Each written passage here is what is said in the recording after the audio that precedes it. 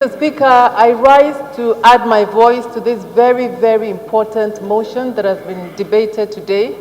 I will say this is not a debate. It is mainly just a contribution for members to air out their frustration, their disappointment, and the lack of progress being made in the fight against Boko Haram.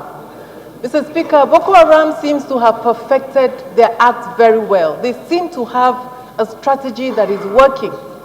Because if, as Honorable Bongonu has said, towns are held to, roads are no longer pliable because people cannot pass those roads, all roads leading to Maiduguri as of today have been declared unsafe by the contribution of Honorable Bongonu. You cannot go near anywhere around Maiduguri and expect to come out alive or come out without being kidnapped.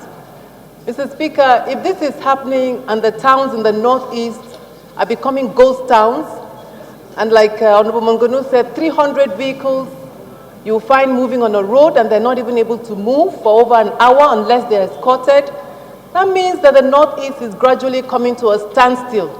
We cannot sit in these chambers and pretend that all is well. Mr. Speaker, we need to ask ourselves, what is the strategy of the military? What is the military doing to forestall all of this? How are they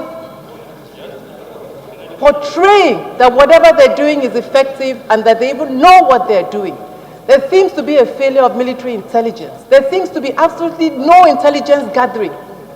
For citizens from Plateau, from Adamawa, from Kaduna, from Katsina, Zamfara, Maiduguri, Northeast, not everywhere in the country, Mr. Speaker, Boko Haram seems to be ahead of everybody and all other violence, those who commit acts of violence and crime. Mr. Speaker, we have a role to play and we shouldn't shy away from our responsibility. The House itself needs to form a very, very strong joint committee, if possible, maybe an ad hoc committee, consisting of defense, the Navy, the Air Force, and the Army, and of course, the police and the National Security and Intelligence Committee, to tell us what is going on. Intelligence gathering is not happening. There's no strategy. There's no impact. We are just like people in the wilderness. We are fighting a war with kids' gloves. What we need is an explanation. And I think, Mr. Speaker, let us listen to the people of the Northeast. They've been crying for a change in the security architecture of this country. The Parliament has been crying for it. And we have said here today that we should adopt a resolution that the Speaker, the Senate President, meet the President and probably ask for a revisit of the security architecture.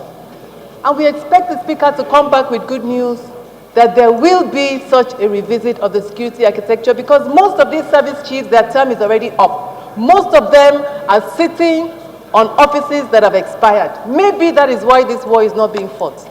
Mr. Speaker, please let us very, very passionately look at this matter with all seriousness so that we'll forestall the situation. Students on their way to schools are being killed, Plateau students from all over. You cannot say you're going to school in Maiduguri and come back alive. It's very sad. I think, Mr. Speaker, we should do something as a House, very drastic measures. Thank you, Mr. Speaker.